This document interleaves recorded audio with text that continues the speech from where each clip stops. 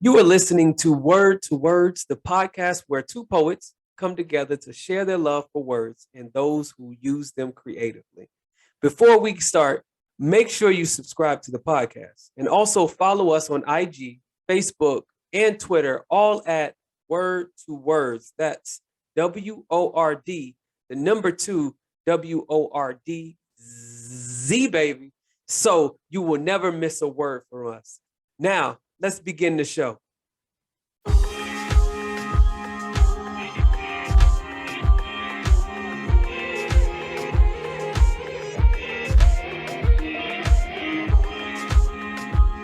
Hello, I'm Zara Karima, the community poet. And I'm Tony 2Eyes, the entrepreneur poet. And this is Word2Wordz. And you know we're back. We're here, number 11. I hope y'all enjoyed number 10 because it was hot, fire hot. It was so much fun. It was so much fun. It was so much fun. It was so great having Mike on the episode, man. We had a good time.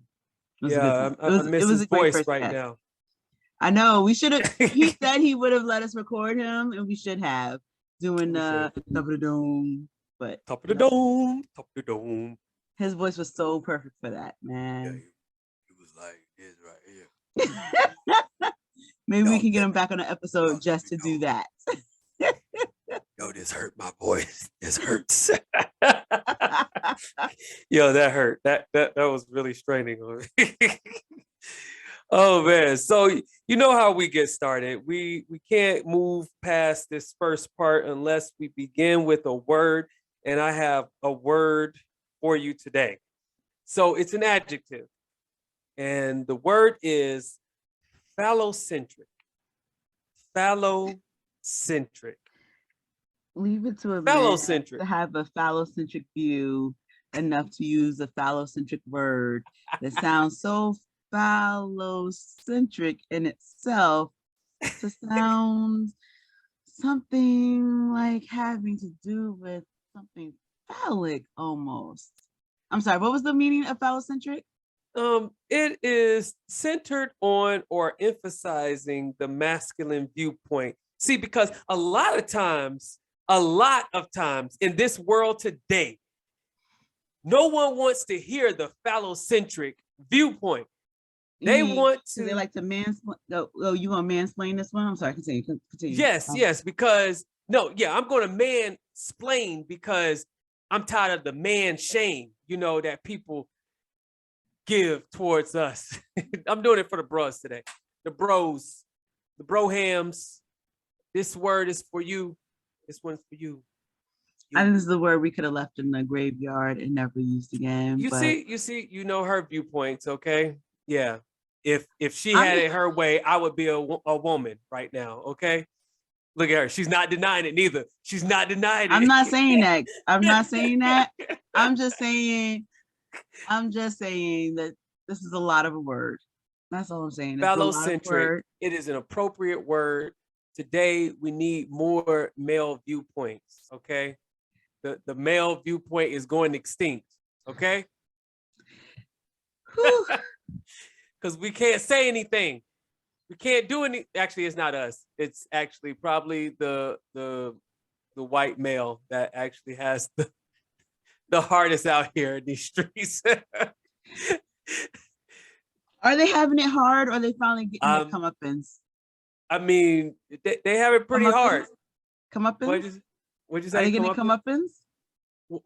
Define that for me. Sorry, that's another word. Are they getting their due? Their what payment. They deserve? Is that what you're saying? Not all of them. I mean, they're not. Society's been catered to them, and everything is around their viewpoint and discussion point and lens.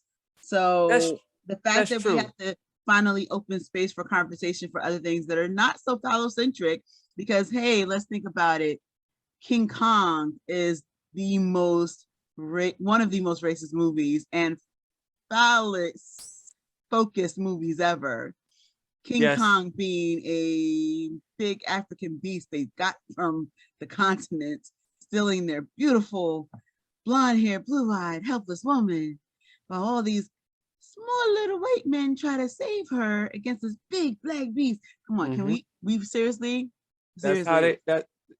that is. I mean, As he our history is climbed, the phallocentric. biggest phallus in New York City at the time. Actually, I would say Euro-phallocentric. Okay, we're going to divide this up. We're going to have Euro-phallocentric, and we're going to have Afro-phallocentric. We can also have Latino-phallocentric as well. You know, but how about we just don't do this?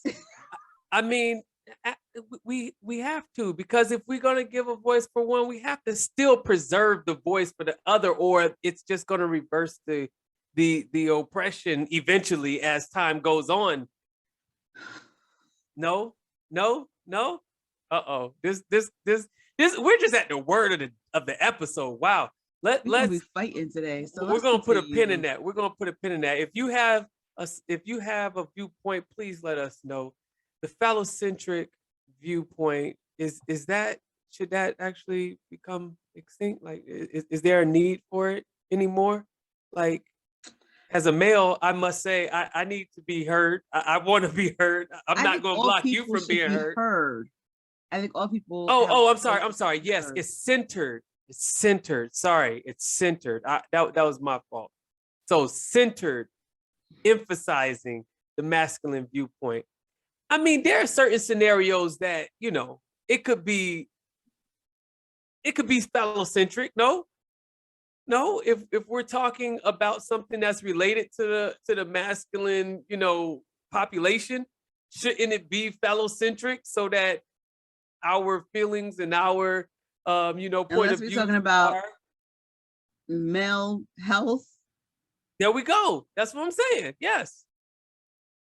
And also, there was a topic that came out of the Will Smith that was talking about I know you didn't entertain this one, but the stresses and the things that are placed on men and the male mental health, you know. And I think that's actually something that I also have a heart for, because I think that our society has taught the toxic phallocentric history that we have has taught us this particular persona that we have to carry, but it also ignores the mental health parts of being a man, and that part is the sensitive side, and part of the reason why we have the other issues, I feel, because we're not addressing as phallocentric. The definition of phallocentric could be taken in a negative aspect, but you could, just like how we concentrate on a female aspect, when we concentrate on that, we also talk about the mental health. We talk about the whole thing, not just one portion. So, you know, phallocentric could also encompass, you know, the topic of male mental health, and not just the toxic parts. We still having this conversation. I'm sorry. I just we're gonna stick a pin in it, and we're gonna move to the next the next part, which is less. So this is we see you. So it's always my favorite part of the episode. And interestingly enough, it is male focused today. But that was not planned. This individual is not about phallocentric perspectives, fascinatingly enough. This individual is someone who I work very closely with, as they have been leading a group since the pandemic started. They started a group. This is a well-known writer, activist, poet, all that other stuff. They started leading this group back in the beginning of 2020 in the fall. They partnered with Nuyorican Poetry Cafe and did a several-week workshop. And as they did that, the need was very clear that people wanted to continue. So the workshop got extended by a few more weeks. And then we wrote a book together, and that extended into multiple seasons of meetings. So I think this is our 4th season of meeting right now. And we're deep in the meeting, but you know, this individual loves to make his platform available to all people. There's no fees to this group. Our Facebook group is like 1,200 people deep. He has a weekly group that gathers online during the fall and spring. He brings all his friends together to talk to us about writing and the business of writing or their experience of writing, to share with us little nuggets of what has been helpful. And the reason why they are our We See You this week is primarily because two big things have happened. They recently announced the release of their new book is coming out, I think, this winter, and it's called Shopping with My Mother, and it's a new poetry collection coming out. As well as yesterday was their birthday, and this is how you know somebody's dedicated to the community. They were traveling, they're in London, at least as of yesterday, they were in London, which means they're 5 hours ahead of us. They were still with us. For a lot of us who were here in the States, which was like 1 o'clock in the morning for them to still do their workshop, to still be ready and available to interview their friend and be present for the rest of us. So they've been in California doing the workshop, and they've been in London doing the workshop for us. So today's We See You is dedicated to Kevin Powell, who always makes space. He was if you don't know who he is, then the way that most of us got to know who he was in 1992. He was part of the inaugural group of the Real World. So he became famous on the Real World. He was already then frequenting Nuyorican Poetry Cafe. And then when Vibe magazine came out, he became one of their senior writers for 4 years. And he's done a lot of writing since then. And this book that I just mentioned, Grocery Shopping with My Mother, is actually going to be his 15th book release. And that is not including the anthology that we released in 2021 called 2020, The Year That Changed America. And the proceeds of that actually goes to support Urban Word NYC, which is essentially the organization that made Amanda Gorman possible. I mean, a lot of things make Amanda Gorman possible, right? But the Youth Poet Laureate award that she received, the accreditation that she received, was founded by the organization Urban Word NYC. That was the original one that created the Youth Poet Laureate award. So where the funding, the money, the proceeds that come from this book go towards supporting that organization here in New York. And they're doing great things. They just had an event this weekend, I believe. If I'm right, I think, and he's still in New York right now because he's doing an event tomorrow. But Brandon Leake was here for that event this weekend. And so he's still hanging out in New York right now too. So we see you, poet. Thank you, Kevin Powell, for all you do for the community, for uplifting us writers, for reminding all writers via the hashtag I am a writer. That is the main hashtag. He makes us all chant it so that it's a reminder for people who go, I think I'm a writer. I want to be a writer. I'm not sure what I'm doing. He emphasizes that if you have the ability to write, even if it's verbally and letting your phone dictate it for you, that you are a writer and that you have a story to tell. And so he makes that space. And he started as a poet, and I'm glad to see that his next book is poetry. He's written memoir. He's written a lot of things. His most famous article is actually, one of his most famous articles was when he interviewed Tupac while he was in prison. So like, Kevin Powell's dope. He's doing a daggone thing. We see you, poet. Thank you. Thank you for that particular. And happy birthday one more time. Read. Like I didn't know all of that. I know I've talked with you about him. I didn't know all of his credentials. Yeah, and I mean, I didn't even go into really all his credentials because he has an extensive history as being an activist. And you know what was interesting is that the beginning of this year, I want to say, or I think it was this year. I can't even think correctly. It may have been last year. Pandemic is not over. Our brains are still scattered. I have no sense of time anymore. But I guess it was last year, maybe. He had, and it could have been this year. I don't know what month we're in. They had a reunion for the original Real World. And so even in the reunion, he was having a conversation with the same person that he used to have a little bit of a battle with back in the original series. And she was saying, like, as everything happened with George Floyd and all that stuff, she remembered that Kevin Powell was saying things that were really opening her eyes back then. and that helped her get to where she is and has understanding now. So one, it's a huge thing for us artists. And it's funny because I'm doing the Harlem Bomb Shelter 30 and 30, which is almost done. I'm way behind now. I'm like 5 poems behind, but that's because Poetic Shoe started doing their thing. So like I can't write 1 million poems in a day. I can maybe write 4, but I can't even get to 4 right now because I also got a job. So I got a job, I got the podcast, I got a whole bunch of things going on. But with that all said, one of the assignments was about oh my goodness, my brain just blanked. One of the assignments was about what was I saying? I was saying something about Kevin Powell and being seen. Oh my gosh, I really just blanked my whole thought. Really? I'm gonna get it though. I was saying that we didn't know the impact we had on people. Oh yeah. There was an assignment in the Harlem Bomb Shelter that had something to do with that, and now my brain is not going to tie back to it.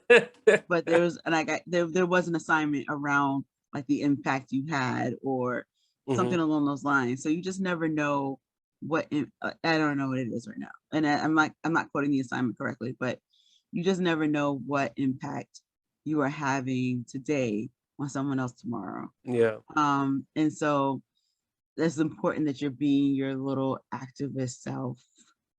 If you are an activist self, because you just never know. You never know. But like that conversation that he was having back when he was doing the Reagan and all those other things, how many years ago when he was on when he was doing The Real World, when it originally aired, is impacting this woman all these years later as we saw the world go into uprise in 2020.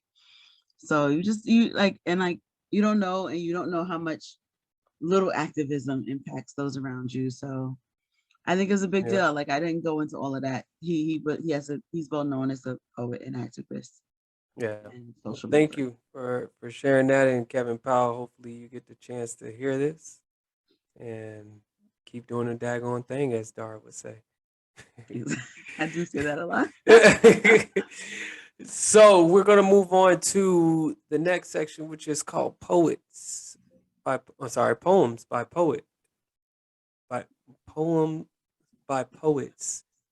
What is the? Okay, we're going to say it's called Poems by Poets, right? That's right. Poems by Poets. I didn't even know. Anyway, we're going to read our poetry for you. I didn't even know it had a title. I don't think we ever really paid attention to the title. We just read the poems by us poets, and that's what there we go. That's what it is. So, rock, paper, scissors. Dara won. I have to go first because that's how we do this. Whoever introduces the show, the other person starts. Yay! I always feel like I'm always starting, but I gotta go check the notes and make sure this is accurate, that I'm not always starting, because I don't believe that I'm not always starting. But whatever. Let's go back to the first episode and just give us the poem.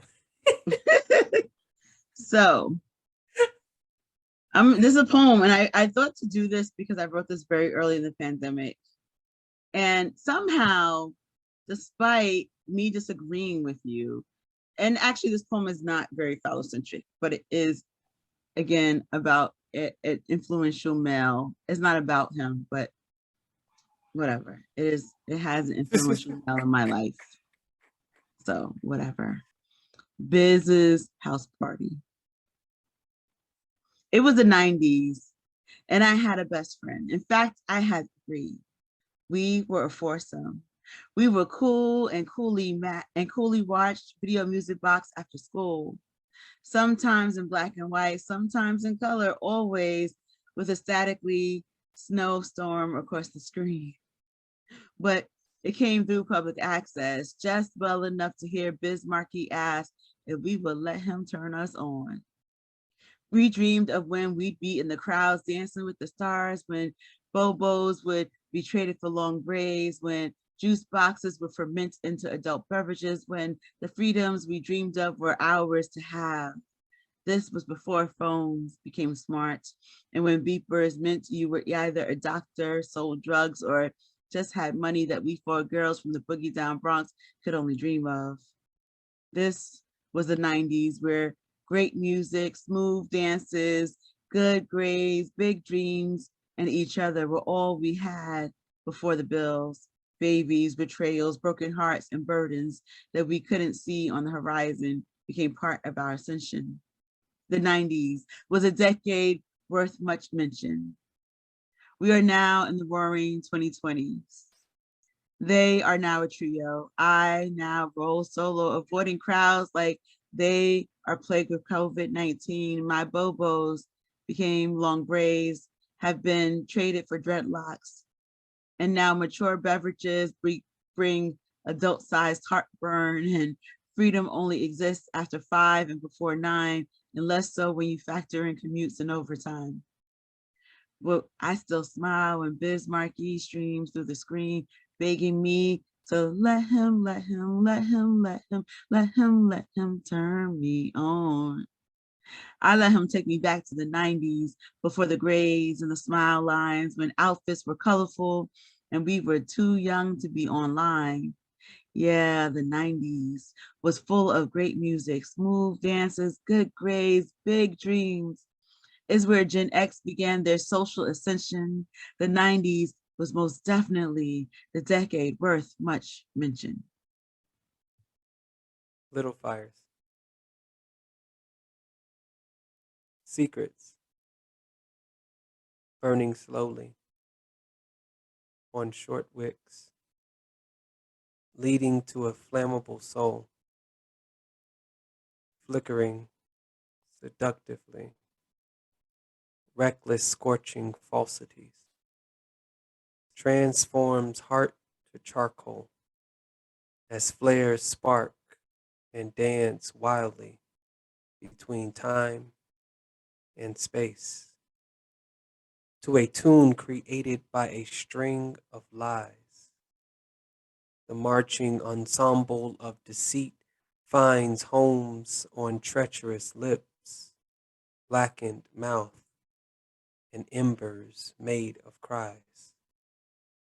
Scorched from verbal combustion, the heart becomes a place where fire is placed to ignite and combust any pure parts provided, constantly chasing after a high within its golden oranges, within its golden orangish lust, the incineration of integrity intricately occurs quietly until at last these little fires lean in to softly kiss the lips of gas.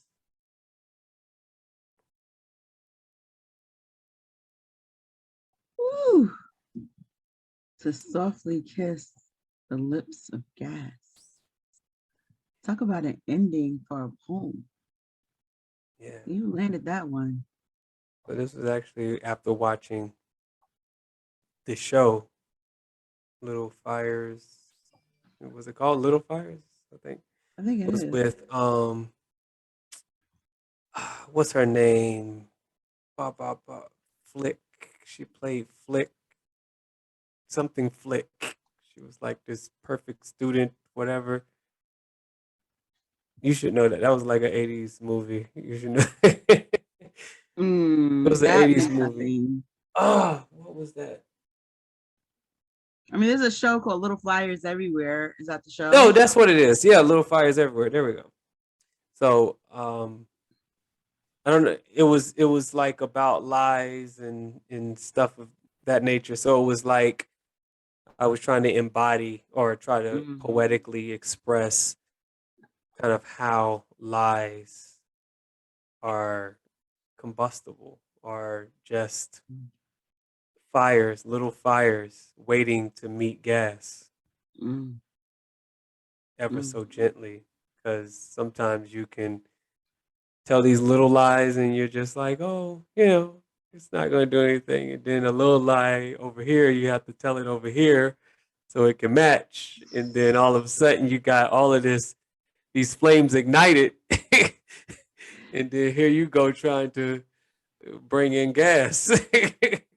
I mean, you just gave me flashbacks to when I was a kid. I lied about seeing Aladdin, and I think my mom told a family member that I went and saw Aladdin. Mm-hmm.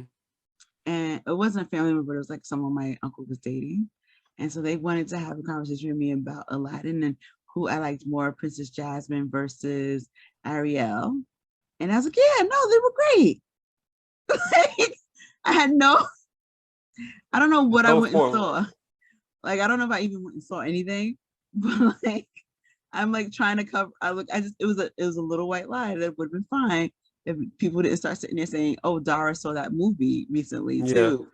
And Mm-hmm. now this is a bigger lie. Now I got to lie to this other person about what movie I saw. They're like, "Oh, I really thought she was a lot more snappy." I was like, "Yeah, no, that's true. I get." And I'm just like going off with this, trying to get out of this conversation because I don't really want to be lying, but I really don't know nothing about this character. Yeah.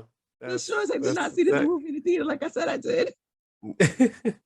Yeah, that's exactly how it is when you're lying. That's a small, you know, story where, or it's a more kid related story, but But it just when when you you use one become an person adult, into it. you become an adult, it's like lying about, oh, yeah, I was sick today at work. And then when you really get sick, you're like, crap. Yeah, I know I said I was sick last week, but I'm actually sick this week too. It's different sick. This time it's really my stomach. Last time Yeah. I said it. Wait, I said it was my stomach too. It's a different. This last time it was food poisoning. This time it's like A different thing in headache. my I got a stomach. migraine this time. You know. But eventually, those things, the truth will come and ignite it. Yeah. But yeah, so those were the poems. Hopefully, someone heard something that inspired them or that resonated with their life and inspired them. I just said. So now let's just go into what we Wisdom. call what's inspiring your pen. Oh yeah, I forgot about that. I can't read. So yeah, what is inspiring your pen, sir? What got your pen going? I think overwhelmingly it's going to be joy. What's got you so Being, happy? you know, I'm in a point in my life right now where things are not where I want to be yet. But it is definitely better than it was a year and a half ago. Mm, A lot of things were kind of up in the air, wasn't really figured out. And now it's kind of this year 2022 marks a year of transformation and kind of organization as well. So mm, things that I've been working on over the last years have now kind of solidified and matured. And um so these things have also matured me, also taught me lessons that now I can maneuver a little bit easier. But as far as the pen, I started this journey to get to this point with pain being the stimulus. So I wrote my book under mm. pain and unsurety. And but now I'm working on a book or two actually. But I have picked up the pen and started writing a little bit more, but it has been based on joy or being satisfied with life rather than having a stimulus of negative things that bring forth the emotional stuff in my pen. It's more of the joy and being satisfied with where I am right now. Mm. And I think that is seldom, like that happens seldomly in life where you're inspired by, just the current state of things. Normally your inspiration is future or past, usually never the present.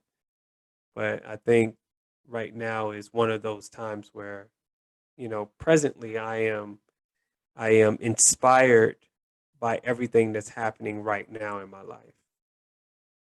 Wow. Okay. So that mean you're writing more right now?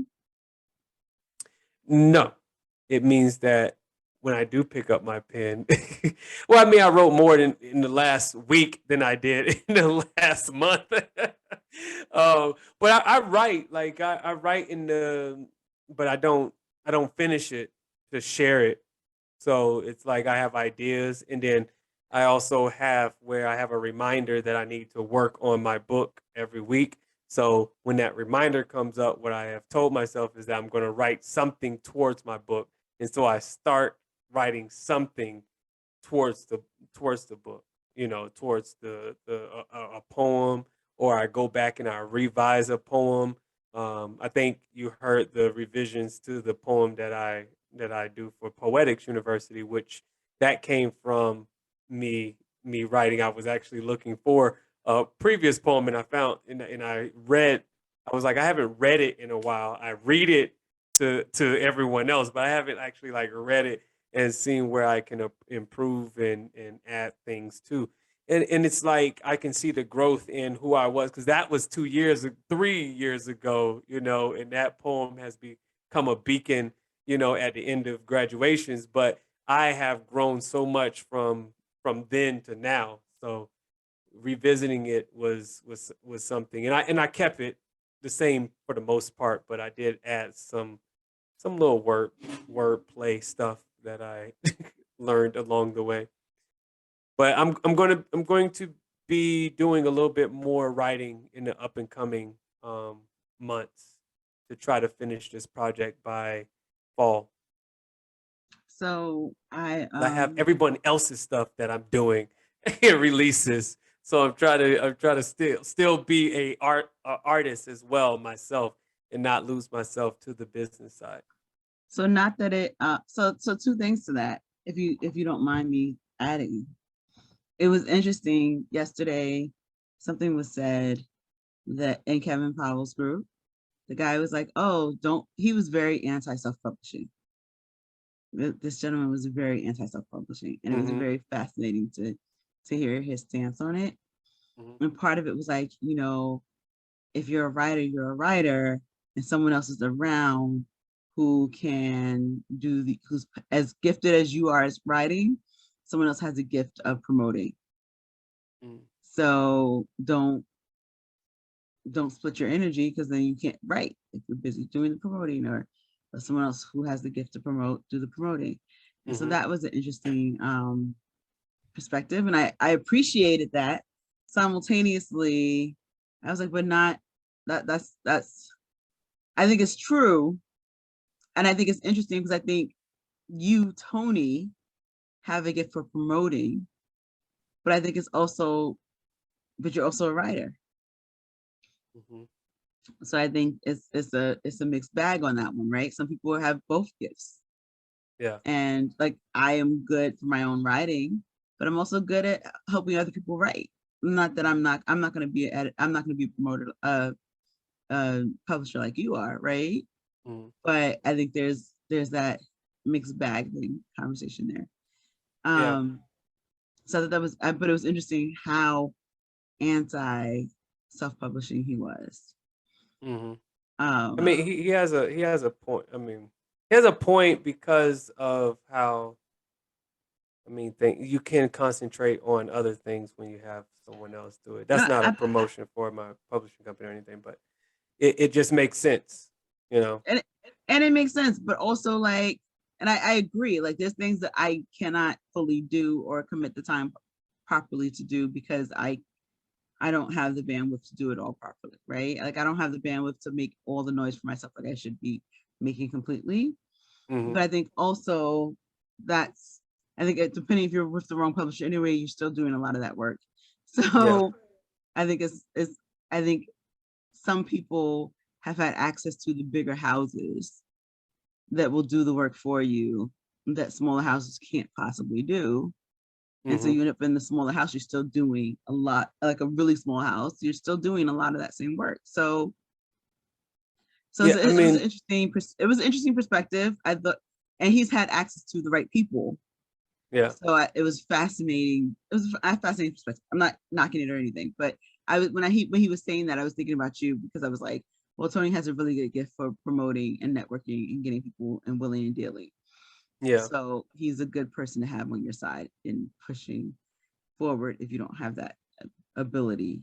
But then what does that mean for you, Tony, the artist? And that kind of felt backwards a little bit to me. But anyway, so there's that. But then I was also going to say that at least for the interim, until the sessions end, there is Friday Night Rights. If you don't do anything from 8 to 10 with Kevin Powell's group, Friday Night Rights. We just sit on Zoom for 2 hours, 90 minutes. We actually just write. And then the last 30 minutes, 20 minutes, we talk about what we did. What you wrote? Yeah. Or like we may or may not share. A lot of people don't necessarily share what they wrote, but what we wrote about, or what that process was, or just talk about our week, whatever people need to talk about. But it is a space for people to write in community, because you may not be writing otherwise. So if you're not doing anything on a Friday night, send me the link. I'm usually doing something every day of the week, but if you're not busy on a Friday from 8 to 10, that is what we're doing, and it's seeming to help people, because it's a moment to like focus. And we only do it until June 24th, which I may or may not be able to do now. I realized I'll be in a hotel room, so in theory I could do it. I wasn't gonna do it. It's the last one, but send me the info. I will. So, but I'm glad that joy is inspiring you, generally speaking. That's terrific. Yes, thank you. What's inspiring me? Yes, that's the next thing. Don't act like that. One word. It starts with a D. I'm sorry. It's that sounded way wrong. That sounded super wrong, especially when we're in a phallocentric topic and word play today. No. It was called derivatives, dinosaurs, dynamic education. Keep digging that hole. You need a shovel? Detention. Go ahead. Nope, go ahead. So I think what's inspiring my pen, I'm really busy. I'm really buried.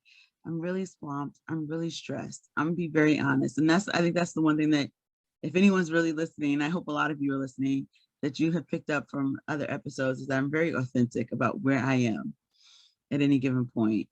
I am very, very stretched right now. My 9 to 5 is in its busy season. And the stuff that happened today at work had me, if you're not watching this on YouTube, I'm wearing all red today. I wasn't wearing this when I was working, but I was wearing all red. I'm wearing all red right now. And that's pretty much what I was seeing by the time this thing went sideways today. And I was like, hold up, wait a minute, what just happened? How did y'all just throw me under the bus? And y'all, nobody asked for this. Nobody asked for you to throw me under the bus. You voluntarily threw me under the bus. What just happened? Hold up. So work is stressful, and I somehow cannot anticipate what these people are going to do. No matter how much I try to anticipate, I just can't anticipate what these people are going to do. They randomly are like, everything's fine. This is great. We planned for this. We planned our whole meeting. Oh, here's a bus coming. Star. Like, so this is just my life for the next few weeks.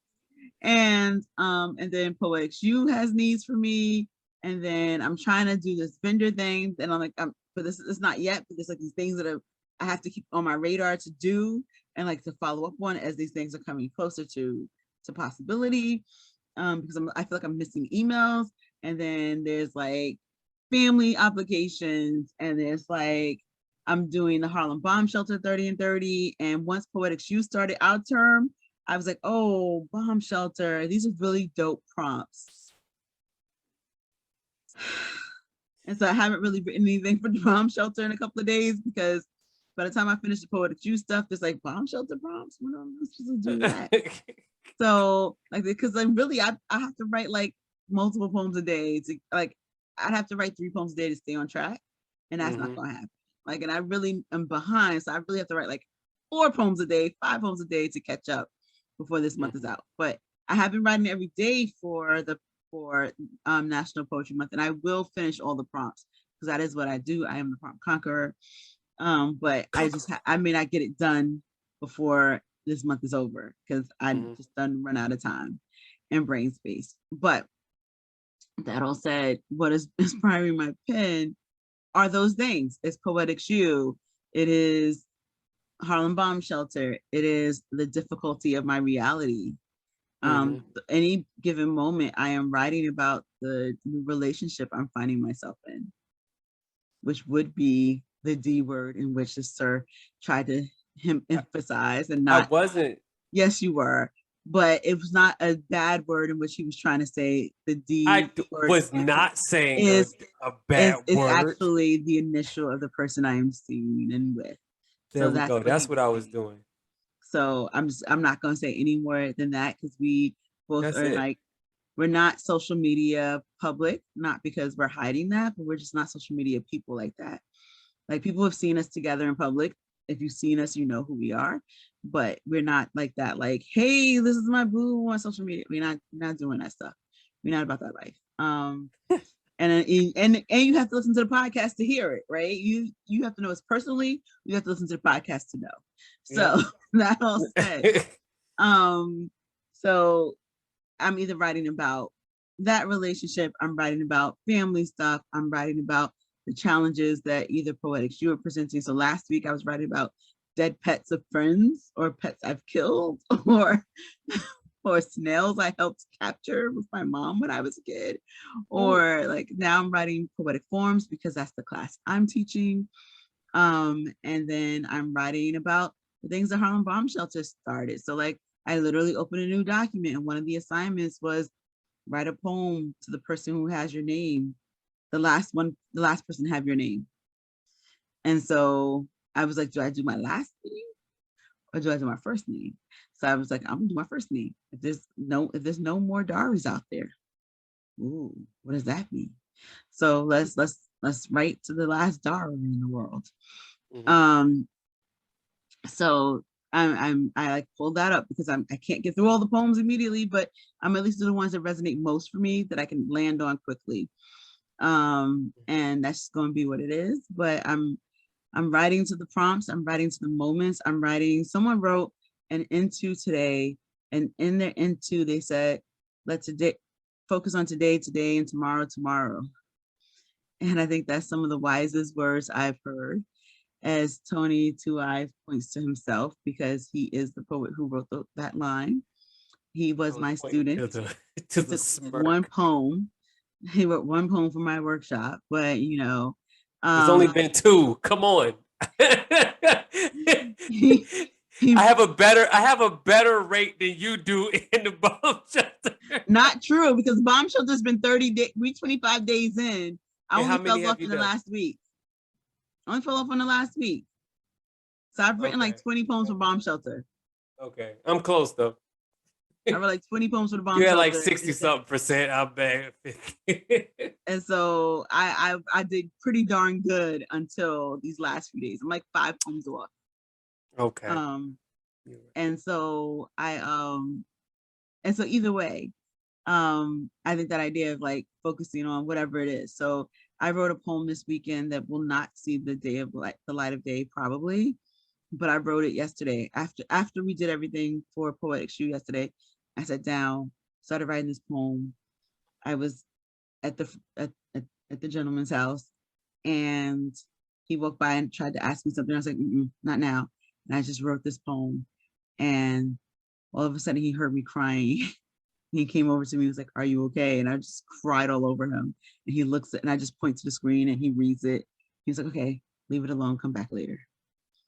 But like, he's like, "You have everything you need in that. When you're ready to edit it, you can edit it, but you have everything you need in that," right? Because he's also a poet too. And I think that's partially why we're like not social media like out there. Yeah. But like, I like our social media personas are all about poetry, not about our personal worlds like that. So yeah, so like, but like I sat there and like, because that's what was needed to be written. It was what was personal and painful. And so I Mm-hmm. wrote it and I cried. And then, like, I've never written a poem that just immediately made me cry as I wrote the last words, but it needs to be written. And then I could write about, what did I write about today? I wrote about breathing and writing meditation in a poem, because that seemed to be the pearl of nugget of information today. And what do we write tomorrow? We'll find out when we get to the assignment. So, Today for that's today and tomorrow. exactly. And I mean, that's the only way you can survive when things are this thick, when things are this crazy going on. That's all you can do is just be about today, today, tomorrow, tomorrow. And Yep. so that's why that line resonated so well for me. Good job, I'm pupil. glad. I'm glad it was meant to go out into the world and someone gets touched. And so I will say, if we're talking about words of wisdom, that's going to be the words of wisdom I use today, even though they weren't mine. Written by Tony Two Eyes. I mean, we Tony can stay right Langdon. there. We can go on that. That My can be advice mine. for you is focus on today, today, and tomorrow, tomorrow. Tomorrow, today, and tomorrow. That was the word of the day as well. After I wrote, if you follow me, that was my daily bite. Focusing on today, and tomorrow. And also, one of the important parts was don't live with regrets. And in the poem actually started off with the two words butterfly effect. And that's because a lot of people, when you have regrets, that means you wish you could go back in time and take that part out of the equation that is you. You're about to say something? Go ahead. So here's the thing though. If you were doing the bonus, then you did it wrong. Because the bonus was on syllables and butterfly effect. No, I must have did it. No, I did the word. It was two words. That's the main. Yeah, so That I was the did that one. video. Yeah, I That's did the that one. video. Oh, so So this is how it we happened. I told you one thing, but wait, someone posted. I didn't actually image. look Okay. at they posted So the words. Yeah, before we that's what I explain actually looked this, at. so people who don't know what we're talking about, for Poetic Shoe, we offer 2 assignments a day. For this workshop, usually I'm a big person. Everyone needs to know poetic forms, so this can be added still into the words of wisdom. And we've sort of hinted this before, but you need to know poetic forms. But I'm big on not just focusing on old dead white people and those people who have decided this is what poetry is. So I always, whenever I teach a poetic forms class, I teach multiple types of forms. I look at different traditions of forms. And so there's a form that I use this time called the Into. It's an African American tradition, but it's based on a West African term, Into, which means pearl. So the whole idea is giving a short pearl of wisdom. It can be done one of 2 ways. An Into can be done one of 2 ways. It is either syllable focused or word focused. So word count or syllable, either one, you get to choose. I normally, when I teach this course, give people 10 different forms. This time I decided we are not doing that. We're only focusing on 5, but there's still 10 assignments. So we're doubling down on each form. We're going to do each form twice, sort of focusing in on it a little bit more, having a little bit more understanding and grasp on each form instead of just jumping to a new one. So we were talking about, before we started doing recording, so I was like, oh no, I only did the bonus because yada yada, and he only saw the image, he didn't watch the video. And because we make a video for the main, we don't do a video for the bonus prompt. But butterfly effect is 2 words, and my first assignment was do it on the word count. My second assignment was on the syllable count. So that's why when he said butterfly effect, I'm like, wait, no, then you had to have been doing the main prompt and not the bonus. So there. So what you were saying is you're long supposed to explanation. people had to know what we were talking about. Oh my goodness. Okay, so point blank, I did it right. And you did do it right. You were just doing the main prompt. You weren't doing the bonus. Yes, exactly. I forgot what I was saying in that. Oh, so regrets. Regretting, you want to go back in time. When you're regretting, that means that you want to go back in time and remove a particular part of your story in hopes or with the assumption that taking that out, you are going to be happier. You are going to be able to reach a level of success, or you are going to be able to find real love or true love. Uh, but in the Butterfly Effect movie, you find out that taking one portion out of a timeline changes the. Oh, also, if you if you saw Avengers, the Endgame, then you also know about how time works as well, theoretically. So if you take it out, then you also now have a totally new future. It doesn't necessarily mean that that path now is going to lead to happiness or success, because now it's a totally different story. So being that you are here telling you, I mean, living in your story right now and still have the ability to reach success, to reach happiness, to reach enjoyment in life, you, like what she said, live today, and tomorrow. It doesn't say anything about living the past, because you can't live it. Let it go. Let it be what it is supposed to be, which is your school of life, teaching you lessons. And you only look back once, is what the poem said. And that is for gratitude. And that is to appreciate where you have come from. And that is the secrets of life, I feel, is to not live without regret, knowing that today you have learned the lessons of your past, and that you are grateful of the things that you're not anymore and appreciative of the things that you are. So I think that that is a wisdom that can carry you on for the rest of your life. We're done. I feel you. Mike dropped this about and drop any of our real mics, because someone else is gonna have to pay for it. We're not making enough royalties on this yet. We'll be sounding like we'll sound like Mike next week. Hello. You know, Word2Wordz episode. You sound a whole lot different. So, you got anything you want to talk about? Anything on your burning on your chest that you need to discuss right now, sir? Oh, these are old, right? No, mine is not. Mine is. So go ahead, you start off, because recently I attended a writer or poets I don't know what it's called. It was an all-day event, and it was very fascinating. It was very interesting, and actually I learned some stuff, and it's even informing the workshop that I'm teaching currently now, right? So that was really cool, and it was some stuff that was inspirational, and some stuff that was just like, okay, this is cool. Like I got more than I expected out of it, and it was worth my money. I will say that. Because I'm very funny about like how much money I spend on this venture of poetry.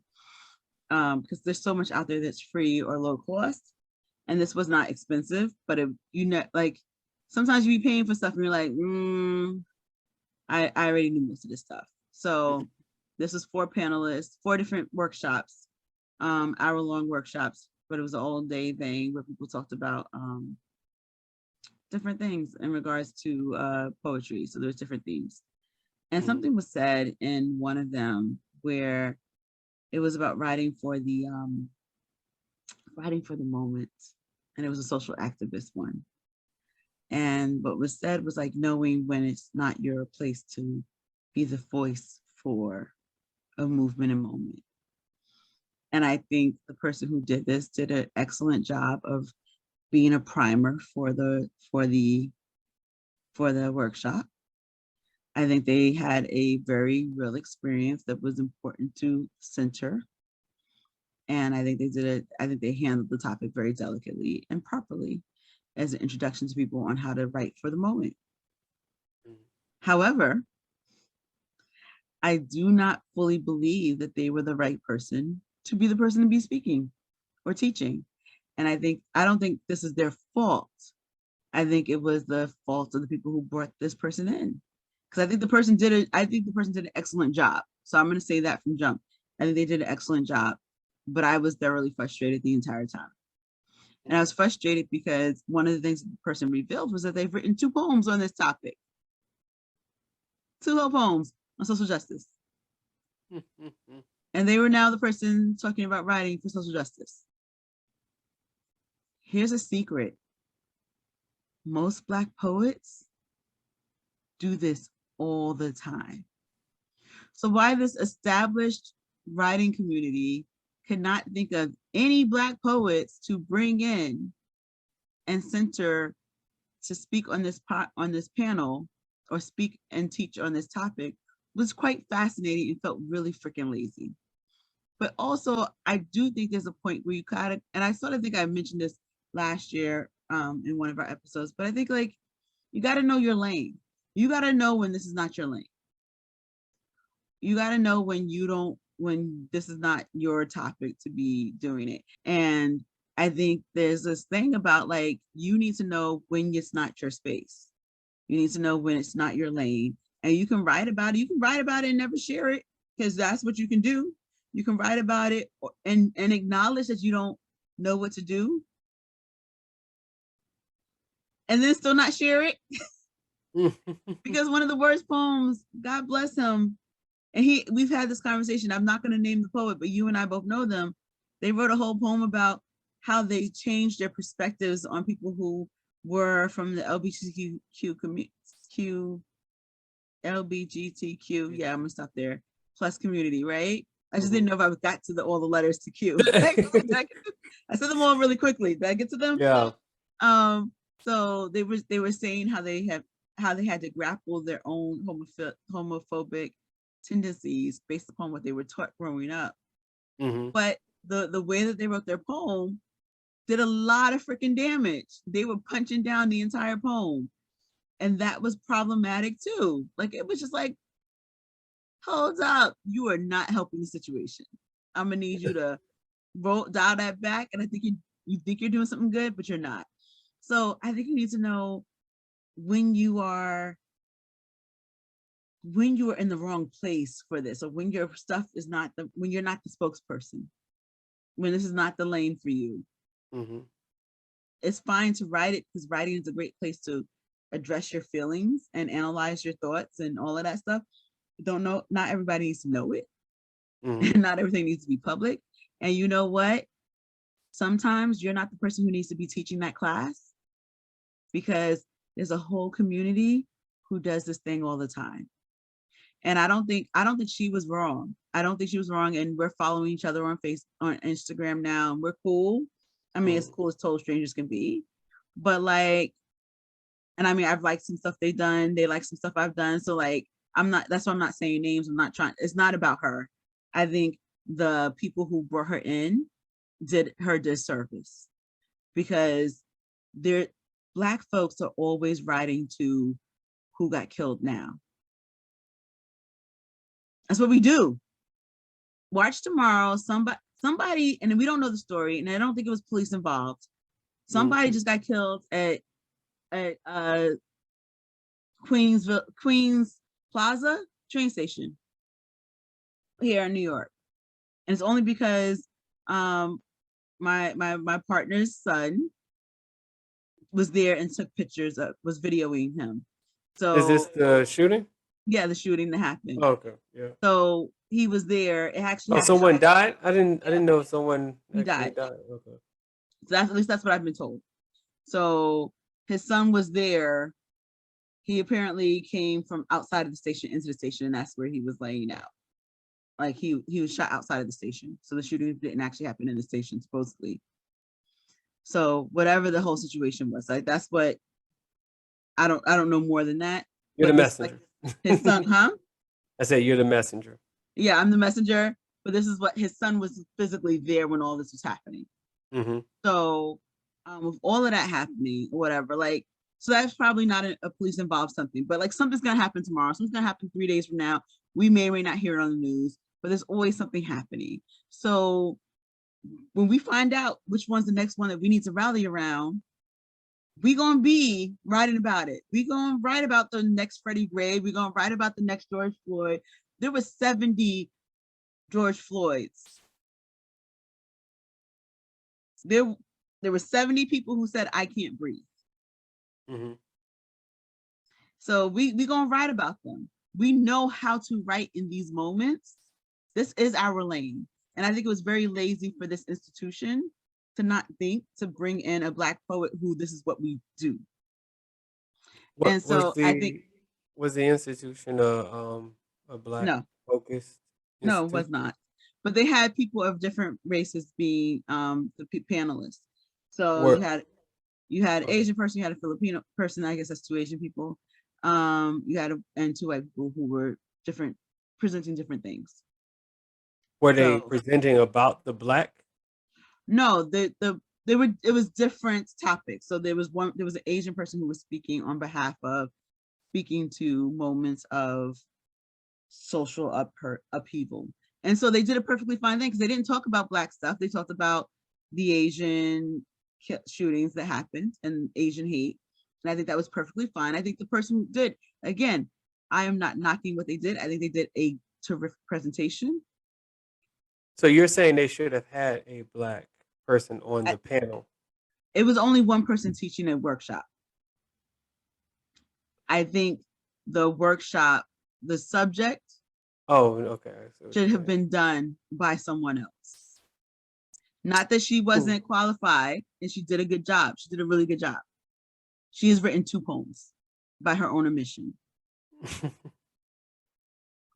I would venture to ask, would a Black person write from the Black lens that can't be identified by the others? No, I don't think so. I think the point being that, one, I think people need to get over who can teach you. But I think you think I mean they had an Asian person. Oh, I guess that's acceptable, I guess. Yeah. Exactly, because we always know that whether they are or not, and I think it's not fair to Asian populations, that the Asian that there's still the stereotype of the acceptable minority, which are Asian folks. And so the only people of color on this panel were Asian folks. It was white folks and Asian folks who were the people who were presenting. And I say panel, it's not panel, it was 4 different workshops, each workshop led by a different person. Yeah. So it was white people and Asian people who were leading the workshops. And I think it was kind of lazy to present such a hot topic by someone who did a great job. She did it from her perspective. She handled it very sensitively. She said her experience. She explained how she got to the topic. She talked about all the history tied to Asian hate. She handled it. It. She bodied it as best she could. But was she the person who does this most? Mm-hmm. When you have a whole community who does this all the time. I think it was lazy of this organization. Who was the audience? Who was this meant for? It was mixed. It was a mixed audience of people who registered. The audience was mixed. They don't have like a majority of one following or following? It was a majority. Who was the majority? Didn't look like us. Oh, okay. So then I would. How do you work on on DEI if you don't do the work fully? How do you address that if you only do your model minorities? How do you bring such a hot topic and then not really do the diligence of bringing someone else that may be differently qualified or has a bigger, and again, she did a great job. And she did the history, like she did it, right? Again, it was not a bad workshop at all. Mm-hmm. I think it was lazy on their part to not identify someone who may have a more body of work to be able to speak to that. And then I also was she speaking about, because you haven't said the topic yet.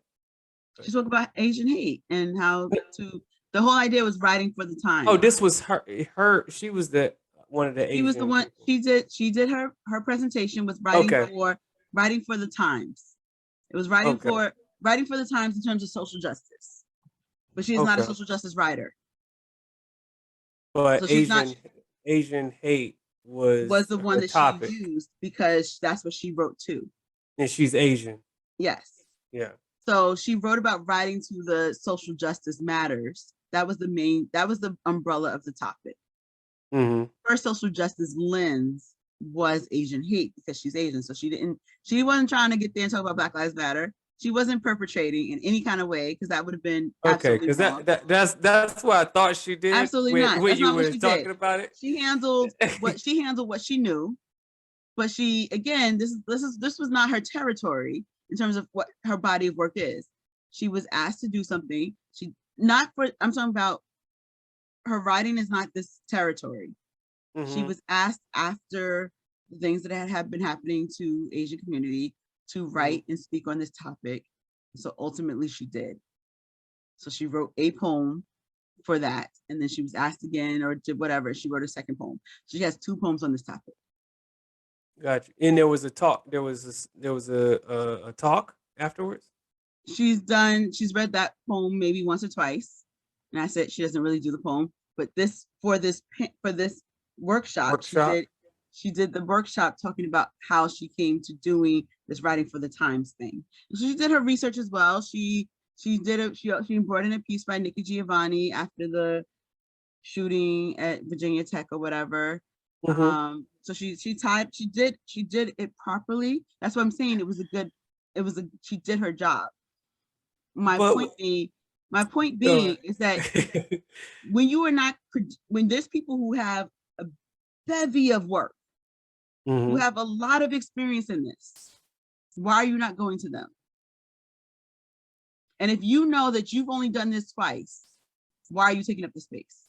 Do you think it was an intentional choice, as in I have this person that I can get, this person, I'm going to choose this person instead? I think it was a lazy choice. I think she's probably well known. I think they could access her, and that was easy. Well, I think they didn't. I guess that's another.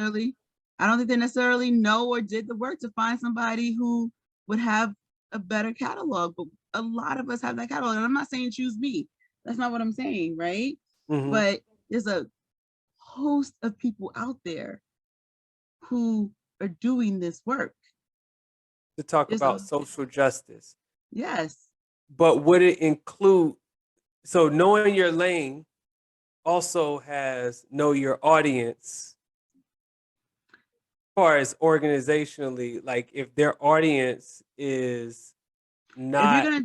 If you're gonna do a topic like that, then you need to do it correctly. If you're gonna start pushing diverse conversations, don't half step it. So I would say they should have added. It's only one person or included a workshop with African American. Was this the only one on social justice? All the other ones? It was the only one. Everything was a different topic. I mean, it's kind of hard. It's kind of hard to, because we would. And I'm not saying as Black people, we would only be speaking from. We would only want representation for our social injustice. But it's not even that. Like what I just said before you start speaking, I said, it didn't have to just be a Black person. I'd rather somebody who had more than two poems. Oh, okay, that was the issue. It was under their belt. But you also mentioned that Black people do it every day, and we are the ones that we do because we do. So we do. So your case is really built that it should have been a Black person. Latino people do it too. If you had a Latino person come and do it, I've been here for it too. You wouldn't have said if they talked about immigration, or if they kept it within their lane of what, or if they were Afro-Latino presenting and they talked about it that way or whatever, if they identified as Afro-Latino, even if they didn't present that way, I wouldn't have cared. Yeah. If they were presenting something that was personal, I would not care. Gotcha. Yeah, I agree. I think they should have done more, but there's a lot of stuff that goes behind the scenes. I But mean, I who think knows again, what it you, was making this event? They could I have know. actually had someone, and then that person canceled. Then they had to go to I think someone else had an again, I idea. think you also need to. I think it's both ways. I think you need to know. I still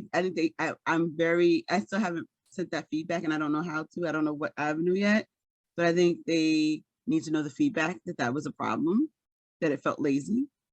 Oh, come on. Because they're gonna do another one and they need to know. They need to be What? aware. You don't know the behind scenes It of doesn't that. matter. As someone who paid my money to be present, I think it was a lazy choice. Did And you know who normally was coming? no, I don't think I Oh, knew. I just okay. registered and I didn't know how they were gonna do it. And I didn't know until she said it. She only did 2 poems. Got you. Yeah, I can see your point of view as And well. then, I mean, and I have friends, trust me, my Filipino friends outdo me on activism every angle. And so if you had one of them talking about activism and poetry, they're not necessarily poets, but if they were doing that, I'd be like, okay, teach me. Yeah. So I see what you're saying. This person didn't have this was not her expertise, but you had her running a workshop and she only had 2 poems deep in this. And she just was well known and all of that stuff. But yeah, I give the feedback. Let She them did a let good them let she them did know. a good job, but I think they were lazy. I think they were Yeah. lazy. I Yeah. think they were lazy in their choice. And then again, like, and she even said herself, like, no one is not your space. So yes, she should have been the person writing the poem, speaking to this when she was asked to do this thing, if she wanted to, right? Like, I think Yeah. it's ridiculous that everyone goes, oh, you're Asian, write a poem for this. Like, no one should be forced to have to do this situation anyway, right? Like, so boo on everyone else who said you're Asian, go write a poem because these women got shot. Like, that's a whole different issue. But Hold on, that's they asked her to write a poem? not this institution. She Oh, was okay. asked in the wake of the incident. Oh, and that's why That's why she she wrote the poem in the first place. Hey, Because hey, don't stop. That's how poets have to write too when they getting paid. I get that, but also like I think it's also like, oh, sorry, you're a woman. Someone got raped. Go Can you write a write a poem poem. about that? Yes. Yes. Get them chips. Get them chips. So anyway, so I think that's a little interesting anyway, but not on her, on them, right? Like I think that's a little, hey Tony, you're black. Can you go write a poem about being black for us? If you want to, sure, but like also like really though, if you am ask I me the only to. darkie you know? Like I don't understand this. But anyway, so I got feelings about the solicitation on that. But anyway, So um so the point is know your lane. know your lane, but also like if you Know like, your lane. so they were talking about this yesterday in yesterday was Sunday, right? Yeah. So in Kevin Powell's workshop, the guy who was speaking was the guest speaker yesterday was talking about like Kevin got approached for something. He knew it wasn't good for him. He passed it up and gave it to and suggested that he be the person doing it. So Jabari, somebody, I can't remember Jabari's last name, who was our guest yesterday, was talking about that. He was like, so they approached Kevin. Kevin said no. And Kevin said, oh, I know somebody. His name is Jabari. And Jabari got to do it. Like, if you know it's not you, just like I got asked to do a show recently, I can't do it. I have to make an ask of someone else right now to see if they can do it. And it's not theater, it's theater and not poetry, but I can't, calendar wise, it does not fit my life right now. So I just say I will look and see if there's someone else that I know who has the ability, and I have to make that ask in my brain. I was like, oh, I need to talk to this person. But either way, right? Like Yeah. you know when it's not for you. I could be greedy and try to do it, or I can go, it's not going to serve everyone properly if I try to do this thing because it's not the right fit. It's not the right whatever. Let me walk away. So know when it's not your lane and let somebody who really should be taking up that space take the space. But also know when it's not your lane and what the choices you making, Mm-hmm. and go get somebody properly to help you better decide the choices you need to make too, because that organization was really lazy in my opinion. She did a great job. I'm again not knocking what she did. She came with her receipts. She handled it with delicately. She gave us her story and how she got there. She did a terrific job. I've enjoyed interacting with her online, seeing what she's doing. She just released a book, and I think that's great, and all that other stuff. All of that said, I think knowing your lane is important, and knowing when you should be the representative versus somebody else should be doing it. Yeah. Well, there you have it, folks. Know your lane. So that said, do you have anything, or are we just gonna go to announcements? No, that was it. Okay, so announcements. I have none. This is the second time in a row. I know. So I can announce then, if you want me to announce that. I mean, in addition to Word2Wordz, I am launching a additional podcast. I don't know when it's coming out, but I have recorded my first episode. It's a really dope episode. I can't wait to release it. I'm waiting on the theme song and a few more things. I'm also trying to see how many episodes I can stack before releasing, so that I can see how many the frequency of the release. It's either going to be monthly or it's going to be bi-weekly. So I'm just trying to decide which way it's going to go. And so it's called On Behalf Of. I'm going to create a Instagram page for that too. So prepare to keep an eye out for On Behalf Of, and follow me there, On Behalf Of, and listen to conversations. And if you know somebody who should be interviewed, who can speak on behalf of the community, let me know too. But yeah, so there's another podcast coming out. I know it's flooded with podcasts, but it should be dope conversations. I have my next 2 interviews lined up as well, and they're going to be interesting. One's going to be talking on behalf of traveling, and the other one's going to be talking on behalf of being in that in-between generation. So we're going to have some fun conversations. It's going to be interesting. You never know what you were going to be on behalf of. And so then also, because I've mentioned it a few times already in this conversation, I stole it from Tony. Poetics University is in our term 5. This is our 5th term. Look at us doing term 5s, 5th terms in a pandemic, in a panini, in a panorama, what other names people keep still calling this thing, because it's still happening. Until we can say cold, flu, and COVID season, we are still in a pandemic. That's how I feel about it. Whatever anyone else says, until you can put it as a threesome and say it's a season, then we're not done. So that all said, we started this in 2020 because that gentleman, Tony Langhorn, did the daggone thing and created a idea. He started that in 19. I know I don't have any words. It's really bad. I always do this in Word2Wordz. I always lose all my words. It's because like it gets into the podcast and it's just like words and they all go away. So he started this in 19. He had a concept in 19. He created a school in 2020. We are doing the daggone thing here in term 5. So we are in our 2nd class right now. We already talked about pets. We are building and breaking forms this week. And then we're going to do some drippity drip stuff soon. And we'll be talking about life after death. And we'll be messing with our senses and recording ourselves. And we will also be trying to figure out how to influence others with our writing. So we're going to be doing a lot these next few weeks. And if you got time, go to our website, go join us, and go to Poetics U on Instagram. Go into the bio and take a class with us, because you love words as much as we do, because that's why you listen to us, or you just love us because we that dope. So there's also that. But either way, join a workshop. You will not regret it.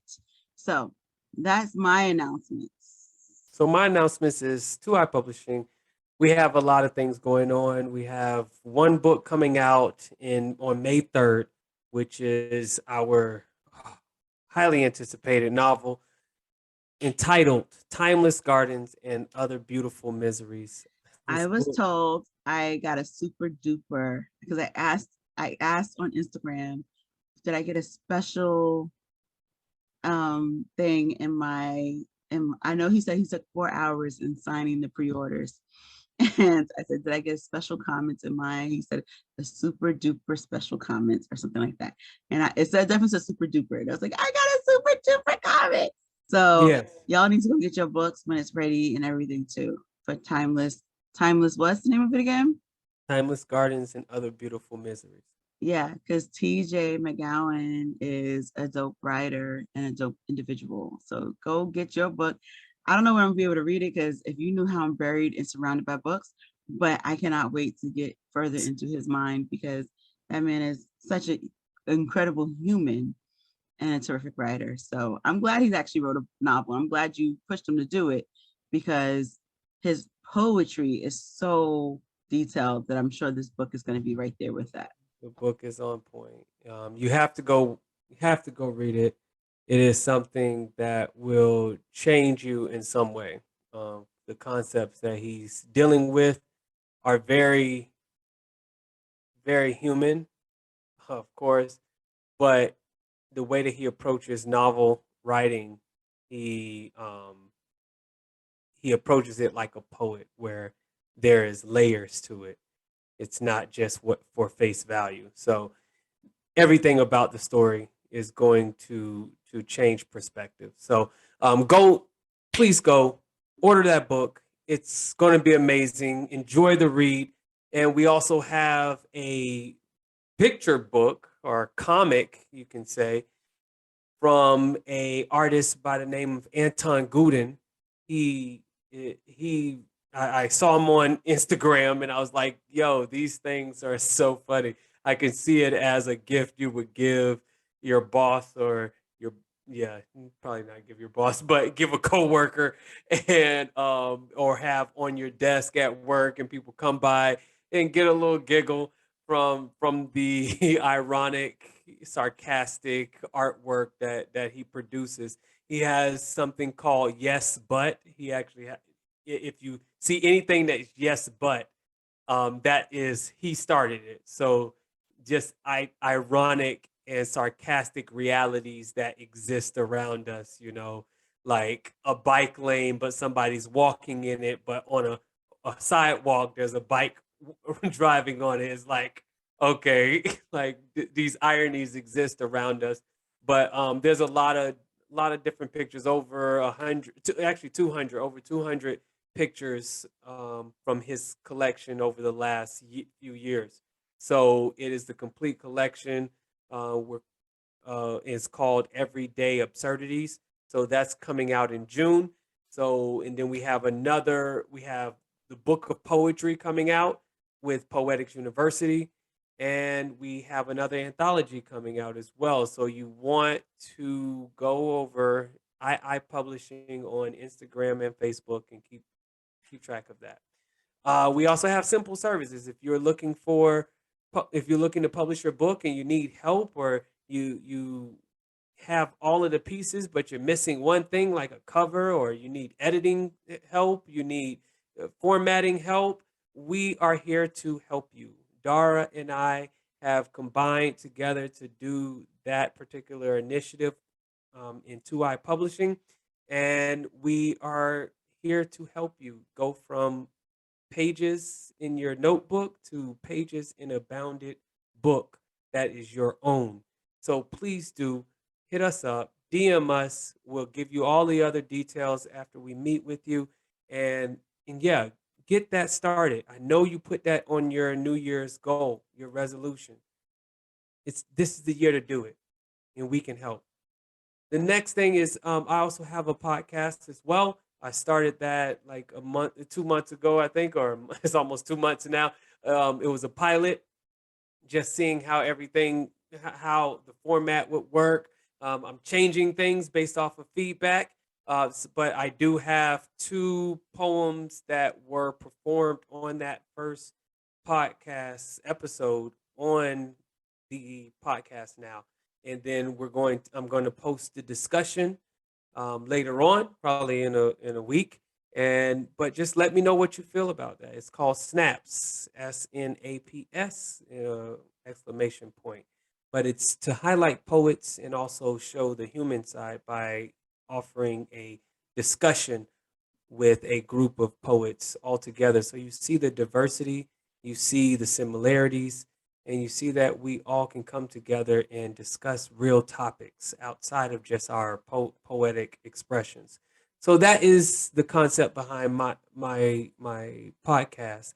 And yeah, I'm doing the daggone thing, like Dara said. And we have the next episode coming up probably in the next 2 weeks. I'll be recording with two phenomenal erotic poets who will be, coming through to discuss how erotic poetry, what it means to them, or what it should mean to you, because it gets a bad rap in the inside of the poetry community. So we want to talk about what this genre is in essence. So that speaking of erotic, I have actually, it'll be the day that this podcast, or the day after this podcast comes out, I will be starting my workshop called Moist. It is a erotic workshop, erotic poetry writing workshop. So it's at Poetics University. Please come join me. If you like the little erotic side of life, if you want to venture out into that, you may never have written a poem, but we will help you express. We also discuss different topics. It's a safe space. We do not outwardly share any of the material unless you want to, but we do not have any criteria that you have to share. So that is my announcements. Please do come and join me next week. If the link is in my bio, it's also in Poetics University's bio. So come, let's go on the wild side of life. Now it's time for Top of the Dome. Top of the Dome. Top of the Dome. Top of the Dome. Top of the Dome. So we have 5 words outside of the main word, which is phallocentric, which I've used more than I ever wanted to in my life. And you've not used at all. No, because, the male point of view is always known. I'm just playing. All Male-centered. I'll use it next. I didn't see a chance to use it in our conversation, but phallocentric, if you do not remember, is centered on or emphasizing the masculine point of view. So we have 5 words: secrets, damage, regret, belly, timeless. So what we're doing is we're going to take these 5 words right now on the spot and create a poem. And if you want to take this challenge, write those words down and write a poem, impromptu poem. You don't have the unfortunate privilege to do what Dara's about to do, that she loves doing, and go through the torture of making it up on the spot. You get to write it and then share it with us. Tag us in the post. We love to hear from you. So, Dara, who's first? Me or you? I don't know who goes first, but I think you're gonna make me go first. Or rock, paper, I'll go first. I'll go first. I'll inspire you. Because men are always so phallocentric in their views, they must go first and share them.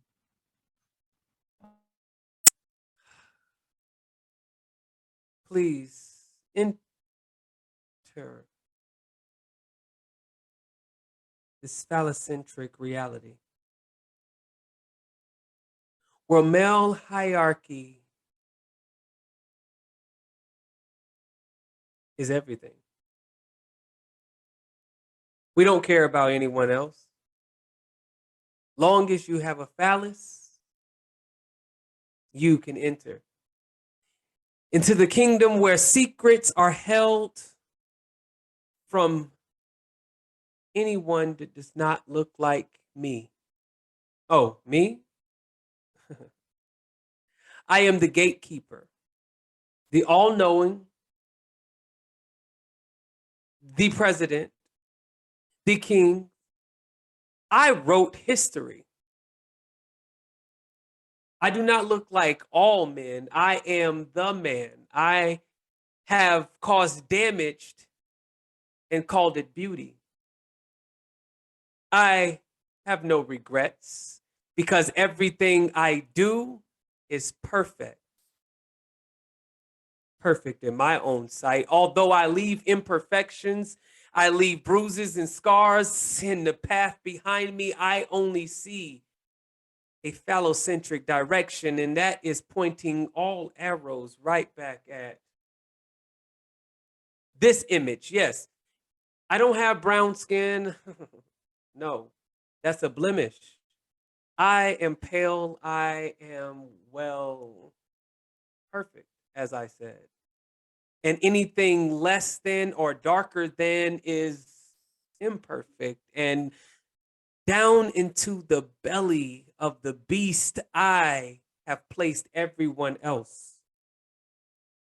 So please, let me reintroduce myself, because I have introduced it from centuries to centuries, from this land to that land, and history is in my pen. So I write it like it's a timeless novel, written in blood, written in scars, written in someone's oppression. See, I have left an oppression on this world because I can only see with my phallocentric sight.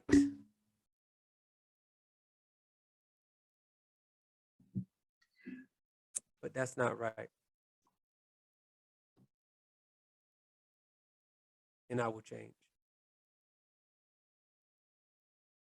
eventually. There's a feeling in my belly. It's not fluttering, it's a queasiness, a nausea, it's a disquieting feeling. It's a sense that great harm or damage is coming or has always been. It's like I've been swallowing some type of toxic pill that's always been killing me slowly. Like I've been eating nothing but apple seeds that have been slowly been killing me with its arsenic. Like I've been swallowing all this phallocentric bullshit for years. Like they keep saying, here's my seed, take it, please. And I've been saying, yes, please.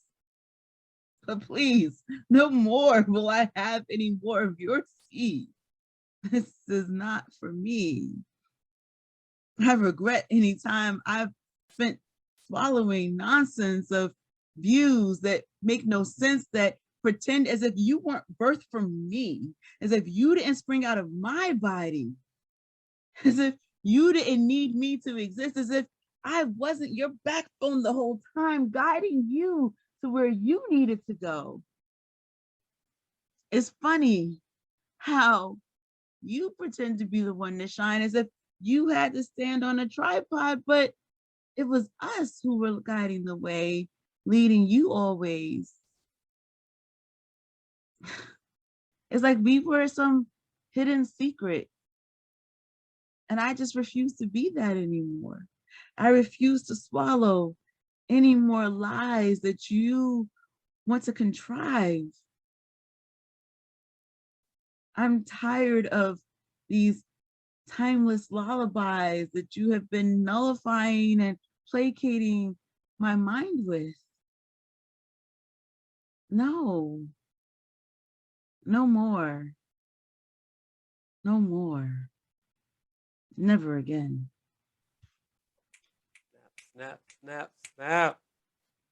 Okay, so you getting better. You mastered this. Actually, I'm not even gonna say better. You mastered this now.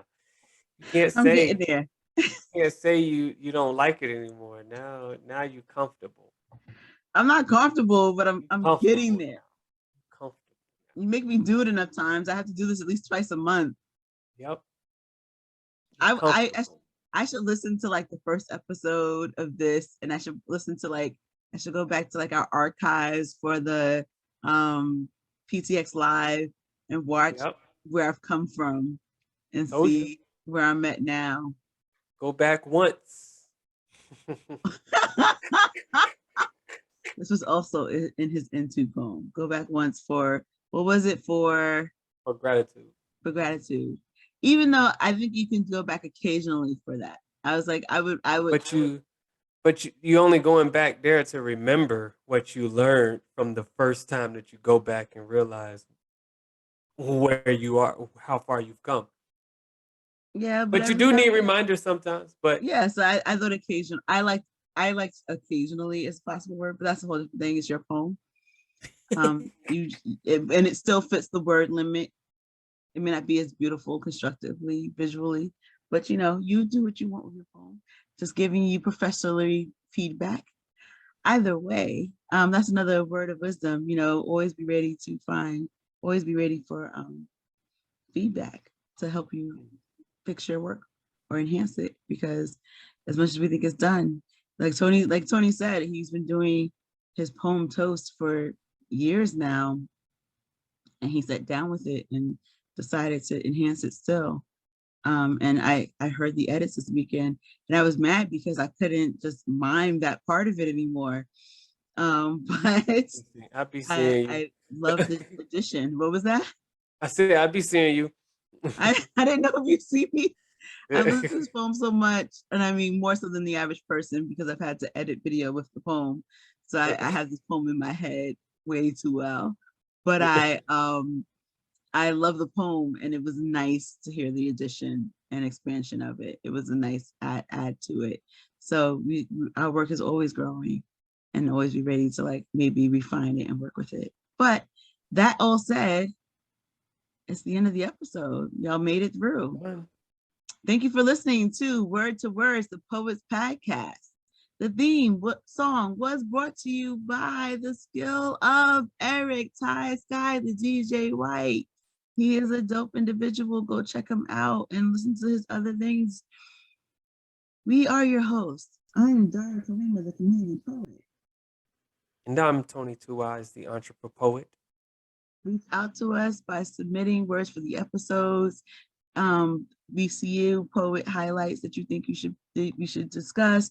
Anything else that you think we should be talking about. If there's people we should be featuring, any of those things.